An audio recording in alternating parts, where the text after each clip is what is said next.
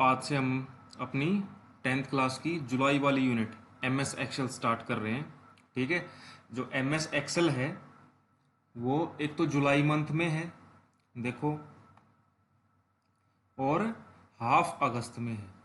ठीक है, तो अगले 3 से 4 दिन में हम अपना हाफ अगस्त तक का सिलेबस कंप्लीट कर देंगे। तो सबसे पहला टॉपिक है रिवीजन ऑफ क्लास 9th। ठीक है, तो 9th क्लास का रिवीजन जो पुराने स्टूडेंट्स हैं वो तो अपनी कॉपी से कर लेंगे। हालांकि रिवीजन करने की ज़रूरत नहीं है, क्योंकि यहाँ पर भी उन्होंने वही सेम टॉपिक दे दिए हैं जो मैं यहाँ करवाऊँगा। वो इसलिए दोबारा करवाऊँगा क्योंकि हमारे साथ कुछ नए बच्चे जुड़े हैं, तो वो कहीं पीछे ना रह जाएं, इसलिए ये सारे टॉपिक दोबारा से करवाऊँगा। तो पहला टॉपिक जो है, तुम देखोगे इंट्रोडक्शन टू वर्कशीट, फिर है वर्कबुक, फिर है सेल एड्रेस, सेल रेंज। यहाँ तक वो टॉपिक हैं जो हमने 9th में किए हुए हैं ये चीज़। ठीक है, और तो जुलाई मंथ में सिर्फ कौन सा अलग टॉपिक बचेगा, एक नया टॉपिक 10th क्लास में जो करना है वो है cell referencing and its types. ठीक है, तो एक नया टॉपिक ये करना है सिर्फ जुलाई मंथ में। तो आज जो है यहाँ तक कर देंगे, यहाँ तक। ठीक है, तो रिवीजन भी हो जाएगा नए वाले बच्चों का, और आज लिखना सभी को है, सभी को वीडियो देखनी है, सभी को लिखना है। तो चलते हैं नोट्स पे। बिल्कुल इजी हैं, एक पेज में सारे टॉपिक आ जाएंगे, छोटे छोटे हैं। तो यूनिट 3 लिखना है ऊपर, MS एक्सेल जुलाई और अगस्त में है। सबसे पहले सिलेबस में है वर्कशीट। वर्कशीट क्या होती है? ठीक है, it is also known as spreadsheet. Worksheet को हम क्या बोल सकते हैं? Spread sheet. देखो, स्प्रेड का मतलब क्या होता है? फैला हुआ, और शीट का मतलब जो तुम्हारे सामने शीट होती है। ठीक है, तो एक फैली हुई sheet. Worksheet is a collection of rose and columns. Worksheet में क्या होते हैं? रोज और कॉलम्स होते हैं। ठीक है, हम इसका प्रैक्टिकल देखेंगे साथ साथ। तो नई फाइल कैसे बनाएंगे? राइट क्लिक किया, न्यू पे गए, और यहाँ क्या सेलेक्ट करना है? माइक्रोसॉफ्ट एक्सेल वर्कशीट लिखा हुआ है ना, माइक्रोसॉफ्ट एक्सेल वर्कशीट। ठीक है, इसको कुछ भी नाम दे दो, जैसे दे दिया क्लास। बाहर क्लिक कर दो, डबल क्लिक करके ओपन कर लिया मैंने ये। तो देखो, जैसे ही तुम अपना MS एक्सेल की फाइल खोलते हो तो ऐसा दिखता है वो सामने। ठीक है, इसी को बोलते हैं स्प्रेडशीट या वर्कशीट। जो तुम अभी तुम्हारे सामने देख रहे हो ये सारा, ये क्या है? एक वर्कशीट है। ठीक है, जिसमें क्या होता है, नोट्स में चलते हैं। ठीक है, alphabetical letters are assigned to columns. अच्छा हाँ, एक चीज रहेगी इसमें, देखो ये क्या है? Collection of rose and columns. देखो जो ऊपर होते हैं ना, ये ABCD, ये तो हो गए कॉलम, और इस साइड जो हो गए 1 2 3 4, ये होगी रोज। तो देखो, एक वर्कशीट क्या है, पता लग गया अब तुमको देखते ही। वर्कशीट क्या है? कॉलम्स और रोज का कलेक्शन है, समूह है। ठीक है, अब चलो नोट्स पे। इसमें क्या बताया कि अल्फाबेटिकल लेटर्स यानी कि ABCD किसको असाइन किए गए हैं? कॉलम्स को। और नंबर्स किसको असाइन किए गए हैं? रोज को। देखो, कॉलम्स को क्या क्या दिए हैं हमने? ABCDEF। ठीक है, अल्फाबेटिकल लेटर्स। और रोज को क्या दिए हैं? 1 2 3 4 नंबर्स, यही बताया है। तो वर्कशीट में यही 2-3 बातें याद रखनी है। वर्कशीट को स्प्रेडशीट भी बोलते हैं। वर्कशीट क्या होती है? Collection of rose and columns होती है। कॉलम्स को हमने अल्फाबेटिकल लेटर्स दिए होते हैं, और रोज को नंबर दिए होते हैं। ठीक है, ए वर्कशीट कंसिस्ट ऑफ, वर्कशीट के अंदर क्या होते हैं? कितने कॉलम होते हैं? कोई पूछ ले, फिलिंग द ब्लैंक्स आ जाते हैं कई बार। 16,384, 16,384 कॉलम्स। ओके, ए से शुरू होके XFD तक। ठीक है, लास्ट कॉलम कोई पूछ ले कि भाई वर्कशीट का लास्ट कॉलम का क्या नाम होता है? XFD। ठीक है, और रोज कितनी होती हैं? लास्ट रो का क्या नंबर होगा? 10,48,576। ठीक है, तो वर्कशीट में इतना याद रखना है। फिर आ जाओ वर्कबुक। वर्कबुक क्या होती है? Collection of worksheets is known as workbook. ठीक है, वर्कशीट्स के समूह को, जोड़ को, कलेक्शन को क्या बोलते हैं? वर्कबुक। ठीक है, तो कई सारी वर्कशीट मिला के क्या बनती है, वर्कबुक बनती है एक।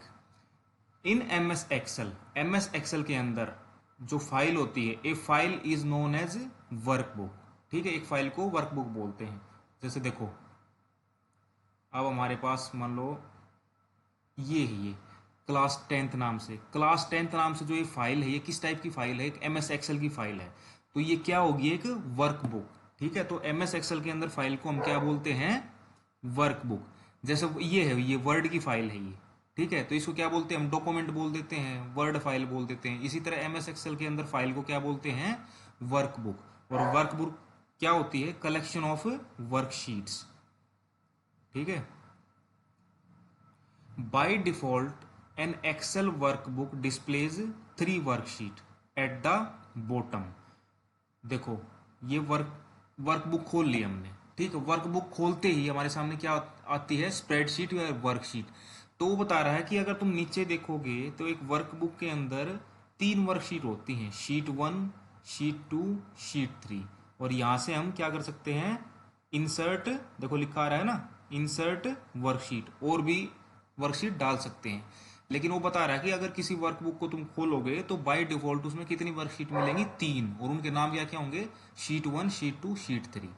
तो पता लग गया वर्कशीट और वर्कबुक में क्या फर्क है। वर्कशीट तो तुम्हारे सामने ये होगी, collection of rose and column, और वर्कबुक कलेक्शन ऑफ वर्कशीट्स। अब चलते हैं आगे। अब आ जाओ सेल पे। सेल क्या होता है, सेल की सिर्फ यही डेफिनेशन बिल्कुल अच्छे से यही याद करनी है, the point where a column and a row meet is called a cell. ऐसा पॉइंट जहां पे रो एंड कॉलम मीट करते हैं। अब देखो, जैसे मैं डी कॉलम पे हूं, ठीक है, और 4th रो पे हूं, तो ये कहाँ मिलेंगे जाके, देखो डी कॉलम 4th रो यहां मिलेंगे। ठीक है, देखो डी कॉलम है और 4th रो है, यहां मिल रहे हैं ना ये दोनों। तो ये क्या बन गया, एक सेल। तो ऐसा पॉइंट जहां पे कॉलम और रो आके मिलती है उसको क्या बोलते हैं, सेल। ठीक है, तो ये सारे क्या हैं, सेल हैं ये किसी पे क्लिक कर लो, सेल पे क्लिक होगा। अब चलो आगे, cell address.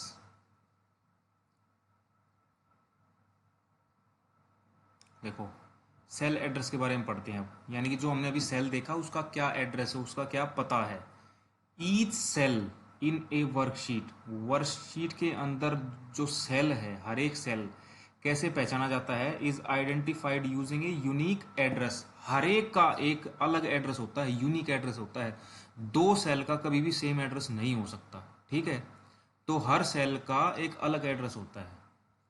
Address of cell is given by, अब हम देखते हैं वो एड्रेस कैसे दिया जाता है, the letter representing the column. जिस कॉलम का है वो उसका कॉलम का जो लेटर लिख दो, जैसे ए कॉलम का तो ए लिख दो, बी कॉलम का है तो बी लिख दो। And the number representing the row, और साथ में क्या लिख दो, किस रो का है वो। ठीक है, एग्जाम्पल के तौर पे अगर किसी सेल का एड्रेस A3 है तो तुम क्या समझोगे इससे, कि वो ए तो कॉलम का है और 3rd रो का है। ठीक है, सेल एड्रेस कहाँ पे शो होता है, एड्रेस बॉक्स या नेम बॉक्स, दिखाता हूँ अभी।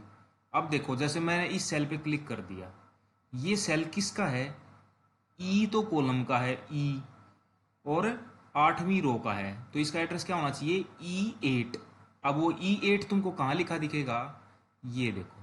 ठीक है, ये क्या होता है, नेम बॉक्स। सभी का एड्रेस यहाँ पे शो होता है। अब किसी पे भी क्लिक कर लो उसका एड्रेस शो कर देगा, C6, देखो G5 आ गया ना, कहीं पे भी क्लिक कर दो, O10।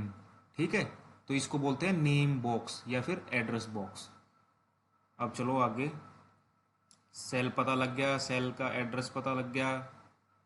अब लास्ट आ गया हमारा सेल रेंज। देखो कितने छोटे छोटे टॉपिक हैं, 5 टॉपिक जो है एक ही पेज पे आ गए।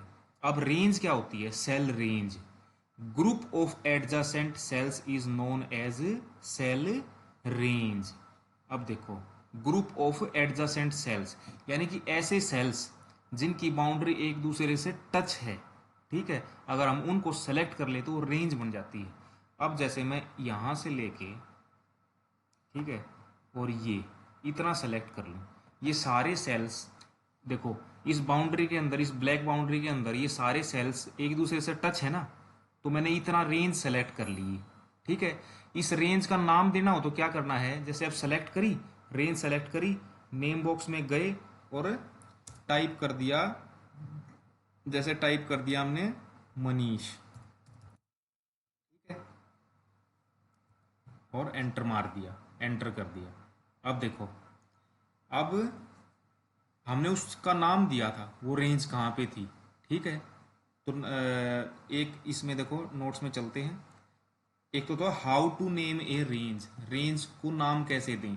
तो सेलेक्ट रेंज, रेंज को सेलेक्ट किया हमने, type name in name box, और नेम बॉक्स में नाम टाइप करके एंटर मार दिया। अब है how to select a named range, ऐसी रेंज जिसका नाम हम दे चुके हैं उसको सेलेक्ट करना हो। तो अब मेरे को तो कॉलम में नहीं दिख रहा कि मैंने वो कहाँ से कहाँ सेलेक्ट करी थी, तो मैं क्या करूँगा, नेम बॉक्स में जाऊँगा, ठीक है, और ये दिख रहा है, ये एरो, ड्रॉप डाउन एरो, इसको दबाऊंगा तो जितनी भी तुमने रेंज के नाम दिए होंगे वो दिख जाएंगे। मनीष पे क्लिक कर दूंगा तो आ गई ना अपने आप, ठीक है। तो ये होता है रेंज। रेंज का क्या, रेंज में हमने दो तीन चीजें पढ़ी हैं। एक तो रेंज होता क्या है, ग्रुप ऑफ एडजेसेंट सेल्स। एक उसको नाम कैसे देते हैं, कैसे देते हैं, फिर से दिखा देता हूँ। रेंज को सेलेक्ट किया, नेम बॉक्स में गए और बैक स्पेस दबा के पहले इसका नाम हटाया और फिर नया नाम दे दिया, जैसे RINKU, रिंकू, और एंटर दबा दिया। अब इस हिस्से का नाम रिंकू रख दिया है हमने, और यहाँ एक हिस्से का नाम लिखा था मनीष, ठीक है। अब मैं बाहर क्लिक कर देता हूँ कहीं भी, ठीक है। अब मेरे को रिंकू वाली रेंज पे जाना हो, क्योंकि इतने में तो हमको दिखता नहीं कहाँ से कहाँ तक किया था हमने, तो हम यहाँ पे जाएंगे ड्रॉप डाउन इसमें और रिंकू सेलेक्ट कर लेंगे, तो वो रेंज हमारे सामने आ जाएगी, ठीक है। तो वीडियो ज़्यादा लंबी हो जाएगी, तो ये आज वाला जो टॉपिक है सभी को लिखना है, चाहे पुराने स्टूडेंट्स हो चाहे नए स्टूडेंट्स हो। रिवीजन हो गया तुम्हारा 9th क्लास का, ठीक है। Okay, thank you.